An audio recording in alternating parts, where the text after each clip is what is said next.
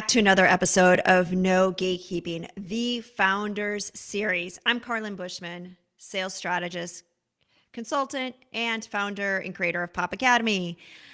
This series is where we uncover the truth behind growing a business, like real stories. We know the journey is not linear, and the hard-won lessons. And guess what?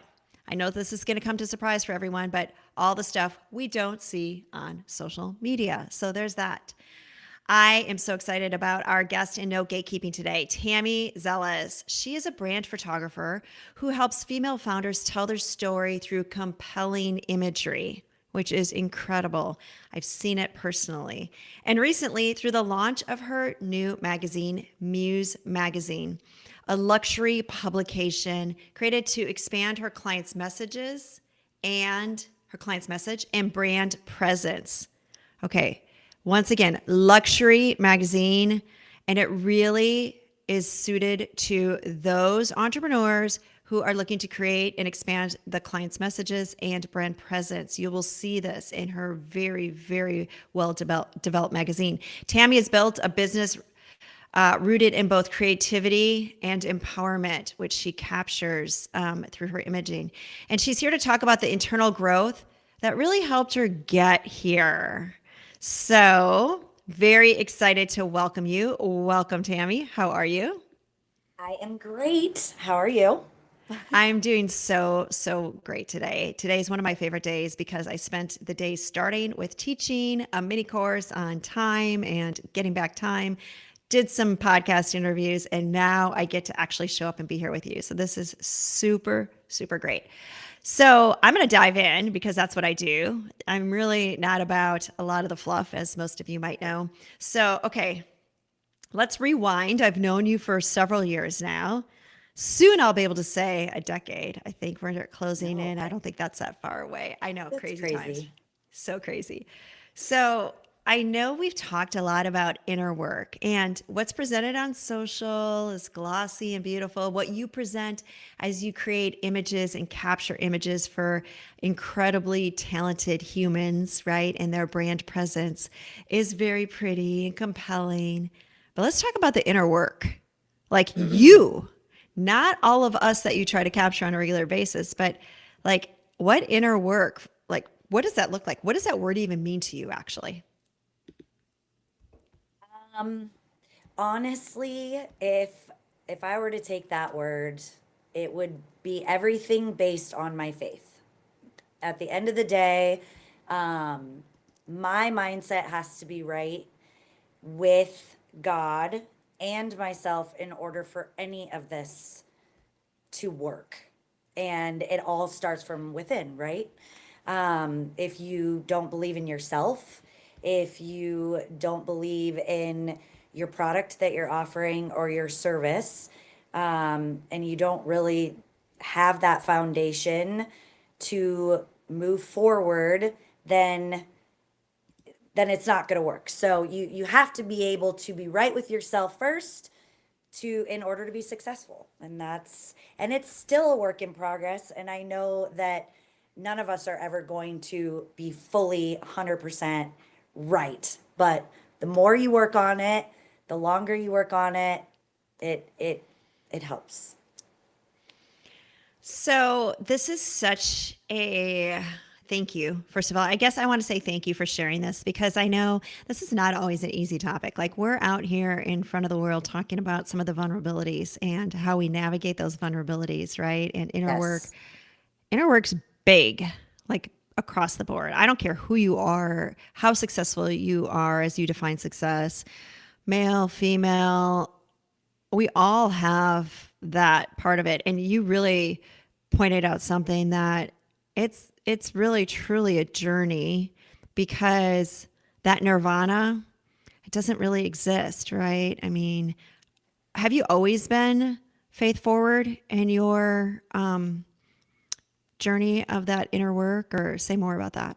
Yes, within my business, when I first started as a photographer, gosh, it was more than 20 years ago. Professionally, I would say I'm going into 15 years, roughly right around there.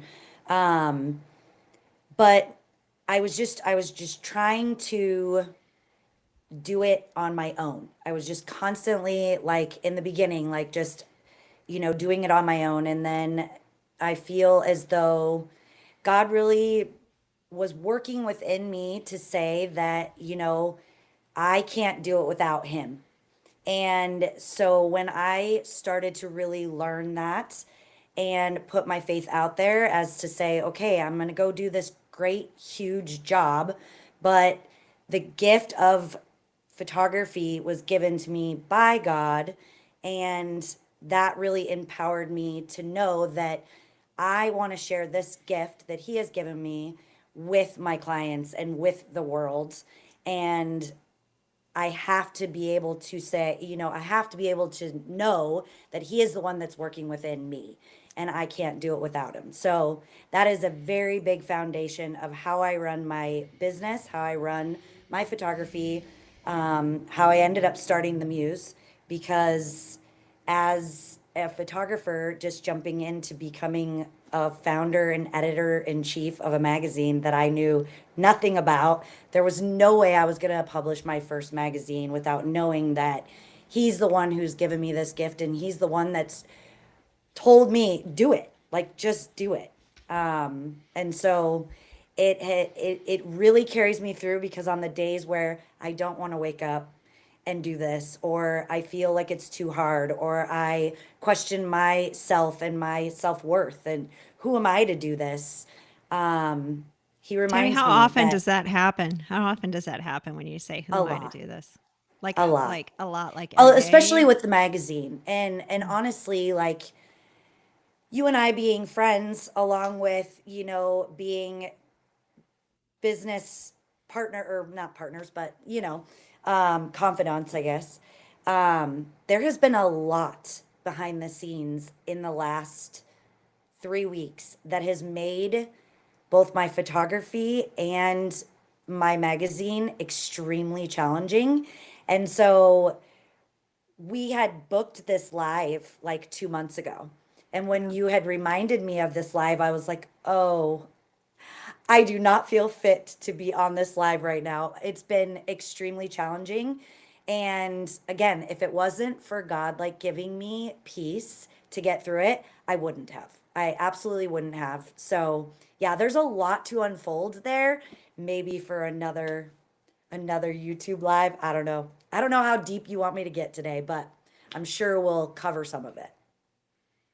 So you've given us permission to all feel a little bit challenged in that Yes. inner work and our mindset and things like that. And you've shared personally, and thank you, that you've really experienced this more than ever in the last 3 weeks. Is it experiencing? Well, I'm not going to ask you the question. What did you experience in the last 3 weeks? So, I, my husband and I, decided to make the move to Buffalo, New York. So we left Arizona, and we did a week's long drive across the country. And I was able to figure out like how I could continue editing photos on a huge project that I had just finished up in Arizona. And so all was good. I was editing throughout my drive and keeping up, because I had a deadline for this project. And knowing that I was moving, and then knowing that I had to unpack, and then knowing that I had a magazine that was due to come out in July, all the things, right? And so I got here, we settled in, and ended up having major glitches with both of my softwares, with my photography and with the magazine. And so I had lost a week's worth of work with the huge photography project that I was working on.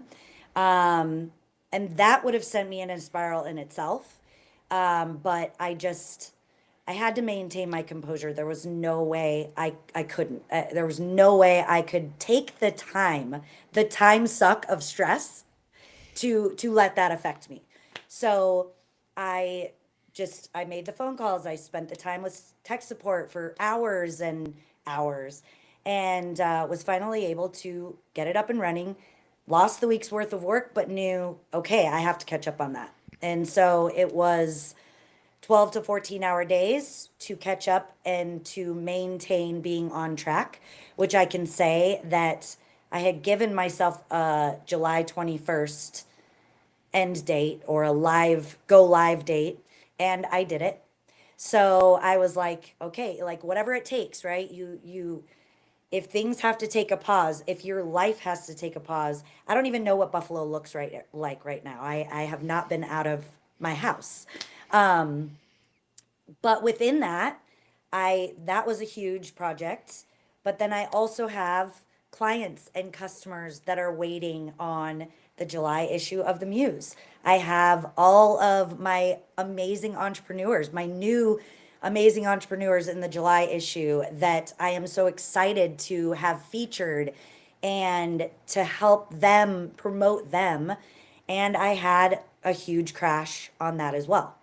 So more hours, pausing my project over here to sit with tech support over here, to get that going. And because I'm a new editor in chief and new at print, I had run into glitches and the printer sending it back to me. This isn't right. Okay, send it. This isn't right. Okay, send it. And finally, I heard that my prints will be shipped on Tuesday. So even though it's a July issue and it's not really gonna hit my customers and my entrepreneurs until probably August 1st, it's okay. I have learned from Carlyn Bushman to give myself grace. And it all ended up working out.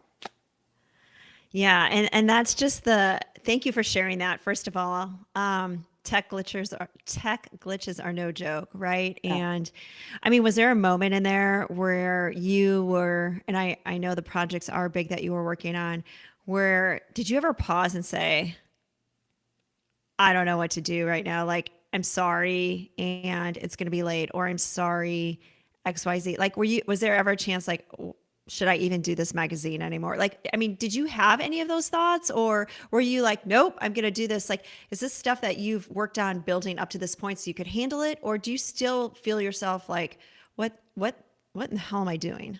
Right. It's funny as you're actually asking that question, I'm, rapidly trying to think of the answer. And what just keeps hitting me is like, honestly, I never let myself get to that point to be 100% raw and real. Like, I could not let myself get to a breaking point of screw it, I'm done. I didn't even How want, did you prevent yourself from getting to that breaking point? It'd be easy to do. um, it was constant prayer and literally like deep breaths. Like, um, Rebecca Hogan with her manifestation course that I went through. It was just a lot of I cannot allow myself internally to have a panic attack, to let my heart rate increase, to I had to just say it is going to be okay. It is going to work out, and whatever I have to do to maintain my deadlines. It had nothing to do with my clients' deadlines. They don't know a deadline, and I do that on purpose. Now with the magazine, it's like, okay, I'm doing it quarterly. So I have a July issue coming out. Um, that unfortunately is like it's not going to be in the hands of the customers in July, but that's okay. Like it's still going to be out. So it was just one of those I cannot let myself get there. Um and it's not some glorified like anybody can do it. I'm not saying that it's anything that was easy for me, but I am extremely passionate with what I do as being a photographer and being a new founder and editor in chief of a magazine, and I'm not going to fail at it. And so I just didn't want to let myself go there. It's So as a easy year as that. ago, yeah, a year ago, 6 months ago, 2 years ago, would you have had a panic attack? I'm not Probably. setting you up for this question. I'm just asking. I'm just curious. No, no, it took me almost 2 years to actually publish the magazine. So, yes, for 2 solid years, I made constant excuses of why I didn't start. Oh, my photography's too busy. Oh, I have kids, I have graduations, I have this, I have that. I don't know what to write about. How could I write about this? I'm not even, a journalist. I have no background. What am I going to fill in the magazine? There were excuses upon excuses to not start it. So that 2 years of not starting it, I constantly like replay in my head. So it's like now I'm in it. There's no way I'm stopping. What made you decide? I mean, what was that light bulb moment where you were like, okay, I've been talking about this for 2 years. It's time to actually execute on this? Because I think so many of us second guess that. And here's the struggle that I struggle with personally is that I know what my heart wants. And then my head drops in. And Rebecca Hogan, I'm also working through things with her. I'm part of one of her group courses right now. But my head's like, logically, like you, I've got to find time. I've got to like find a home for this. I talk about that a lot, right? I like to plan for it. I like to do that. Yes. My heart's like, get in and just start, which I try to do, like these YouTube live series. They're not perfect, but we're making progress. But sometimes my head is like, how can I make sure I get this all organized? What was that? What was that moment for you where you're like, okay, what changed when you decided the 2 years or 18 months or 26 months or whatever it actually was to make you just rip off the Band-Aid and go for it? Um, as much as I'm gonna sound like a broken record, it was I'm a huge journaler. Like I journal a lot and I talk a lot. I've had like hundreds of hours long conversations with my husband. And we have talked about it, and I every time I would talk about it, I was just so passionate about it. And I'm like, God, I got to do this. Um and then it was just a moment where I felt it deep within me that it was God just saying, if you don't do it now, you're never going to do it. So, and a lot of talking with you and talking with, my fellow entrepreneurs to say, like, what's stopping you? It doesn't have to be perfect. Like, as much as I'm not a perfectionist as a human being, for some reason, I could not get this started because it needed to be perfect. And, and then, so it was, it was that light bulb moment of God saying, just do it. Like, stop asking questions, stop making excuses, just do it. And then I was actually on Pinterest and I was scrolling one night about like, how do you even start a magazine? Like, I mean, I was that raw. Like, I had no idea. Um, and I stumbled upon the Editors Academy, a woman named Kate Kirby, and she is editor in chief of two digital magazines, two very successful digital magazines, and she put together a course on how to start a digital magazine. And she was very gracious. I Instagram messaged her, like asking her all these questions, saying I was very much wanting print and not so much digital, even though it is both. Um, and I ended up purchasing her course in January, and it was a course that would pretty much take you through 7 weeks, and I got it done, I think, in three. So I purchased it in January. I went through the course. I had already started the magazine, like very like just a draft type of thing. I had taught myself InDesign, and so I was kind of working on it while I was doing the academy. And then, so January was when I started working on it, and I had the prints in March. So it was a very, very quick thing. And I knew I needed to do that, or I would have put it off and I would have made more excuses on why it wasn't going to happen. Wow, that says a lot. So if you're really passionate about something or it aligns right with you, most of the time when I hear people taking courses, because I did not know what you were going to say, if they say it's going to take you on average 7 weeks, most of the time I hear, and it took me 14 weeks, or it took me, 3 months, or it took me XYZ, right? Whatever the case is.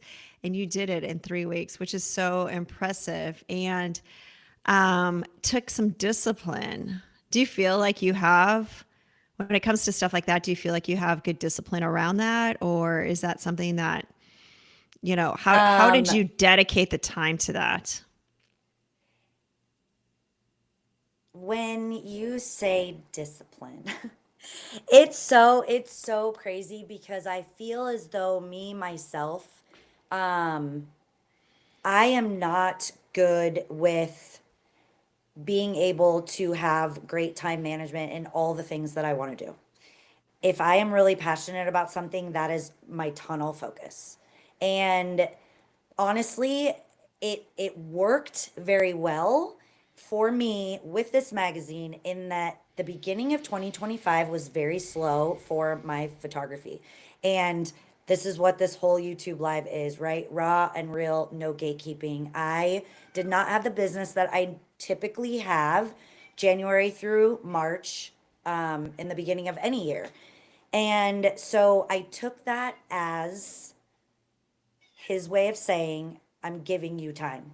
And Hmm. so whether you believe in that type of stuff or not, that is how I took it. And I was like, I'm going to devote the opportunity of slower business to tunnel focus and get the magazine going. And I think that was really how I was able to finish the course in 3 weeks, how I was able to get the magazine designed in 3 months. And so I really just took advantage of that no time as opposed to sulking and being like, oh my gosh, I'm not generating any revenue and what am I going to do? And, I just really just went in the positive with the slow business. We have Michaela who's joined us in the chat too. So I'm going to also watch our chat if there's any questions from our Yeah. audience too, Tammy. But your business is slow. This would give most of us entrepreneurs, instead of embracing it necessarily as, oh, wait, this is a sign from God, higher power, universe, whatever, whichever is Right. the choice, to actually spend time creating something that's been on your mind and your heart and your plate for a long time. Did you ever have like a little bit of a panic on, but my revenue? Oh yeah. Oh yeah. Tell me more about that. Um, um,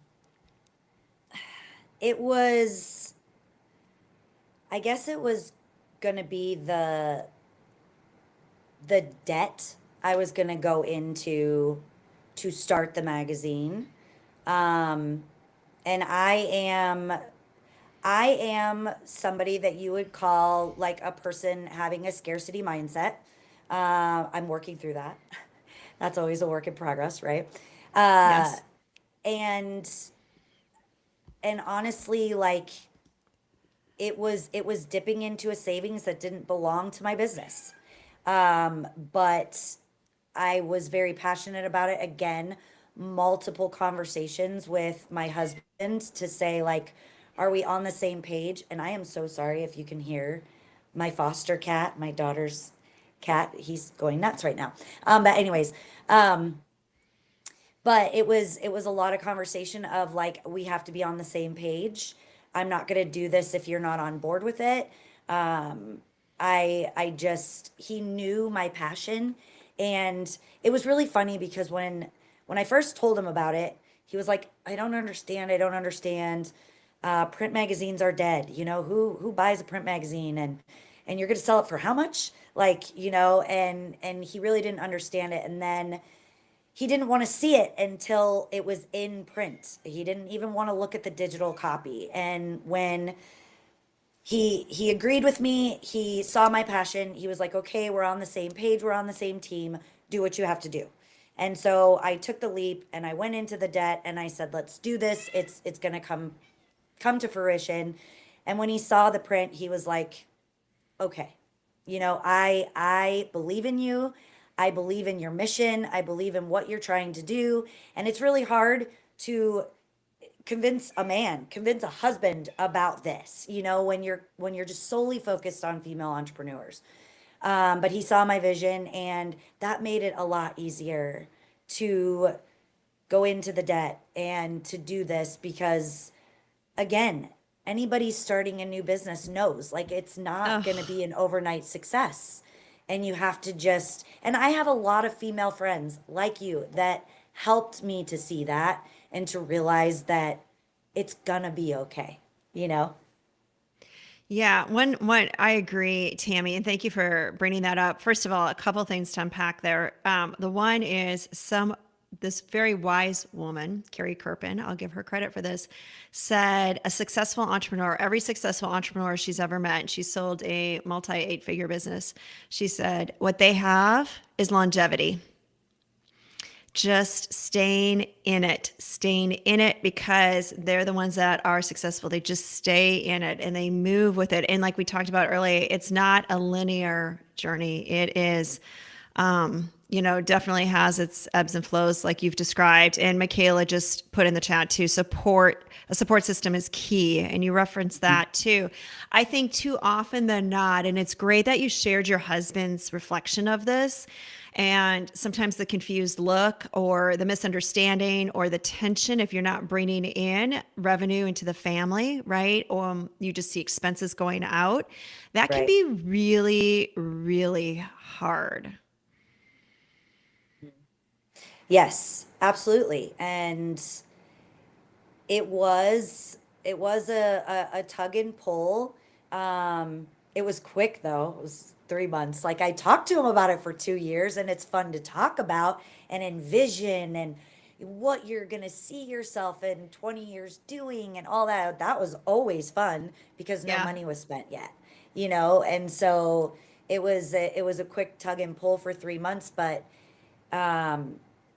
he really truly believed in me, and I think that that's the most important thing, to have that support system that really believes in your vision, because we've talked about this before, like entrepreneurship is extremely lonely, and if you have nobody there to help, and that was one of the biggest reasons why I wanted to start the muse, is it was, yes, there are communities all over the country for women to empower one another and to be right next to each other. And that was kind of what I was trying to do, in a unique way. And the Muse is going to evolve into a community someday, where we will get together in person. But this was just my way of being like, you are not alone. I get it.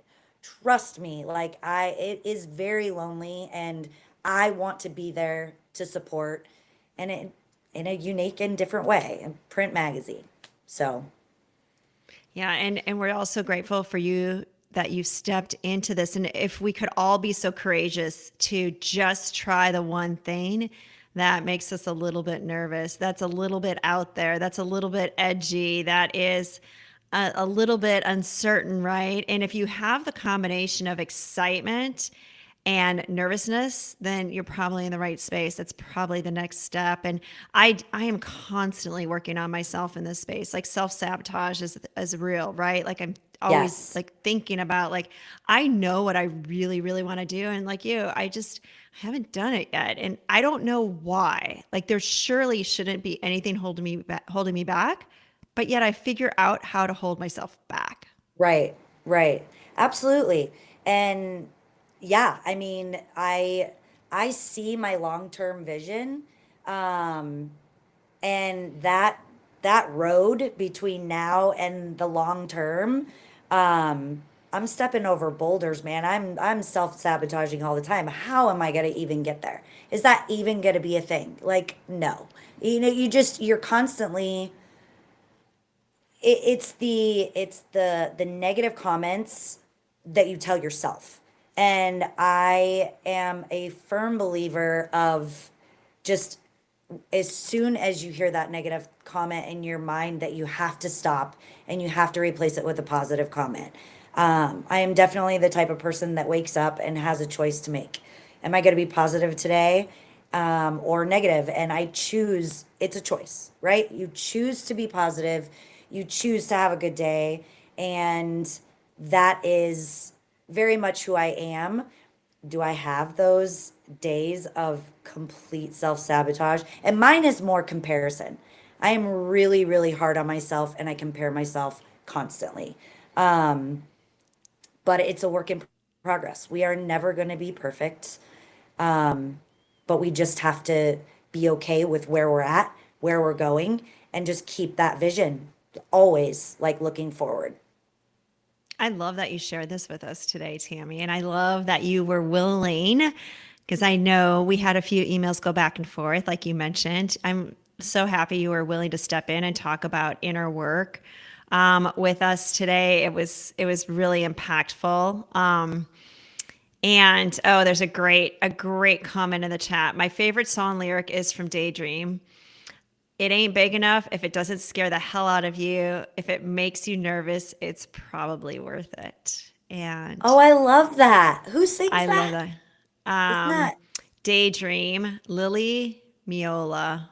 I hope I said that okay? I gotta right. listen to that Yeah. song. Yeah, that's a Spotify. Add it to your playlist for sure, right? We all need those Yeah. pump up songs. Like you said in the morning, Yes. you have a choice. And if it's breath work, if it's mantras, if it's reframes, if it's calling your bestie, if it's sending a Voxer, if it's looking at a text message, if it's a quick meditation, whatever that is, stay the course. Thanks for really going there with us today. I know that's not easy. I know we could have unpacked a whole bunch more behind the scenes on that, whether it's pricing or confidence or comparison, all the things. The mindset piece is really skipped so often. And what you've really brought to our attention is the importance of it, because it's actually the mindset that allowed you to jump over that boulder, as you referenced, and get going on something that's been a dream of yours for 2 years, and so many of us have Right. dreams of things that are so much longer than 2 years. Right. So give yourself a And the lot of thing, credit. yeah, and the thing of it is that you might not even realize that your mindset is shifting, because I've definitely noticed that I can say all these things to you today, but if I think back, like, I don't know, I wasn't sitting there going, "Oh, I had an epiphany. Oh, my mindset shift has changed." It's just when you're asked these questions and you reflect back on it, you're like, "Yeah, I did do that." So for whoever's listening, it's like, don't sell yourself short, and know that any progress is good progress, and just to keep going. Amazing. Amazing. We will have links to everything about you, Tammy, in our show notes, of course, on YouTube and LinkedIn. And we will really continue to celebrate you. We will watch for the launch of your Muse magazine, the July/August drop, which will be so exciting, and to be able to learn from it. So thank you. You've shown us really that the inner work isn't just powerful, but it can be truly profitable if you give yourself the space for it. So it does tie into building that business, and overcoming some of those things. This is really what Absolutely. No Gatekeeping is about. It's really about no real strategy, real stories. So if you want to stay in behind the scenes with real founders and CEOs on what is happening behind the scenes, you need to subscribe so you don't miss what's next. And if today's episode resonated, share it for somebody who needs to hear more about that inner work. So thank you, thank you, thank you, Tammy. It's lovely to have you here today. Thank you, Carlyn. I appreciate it.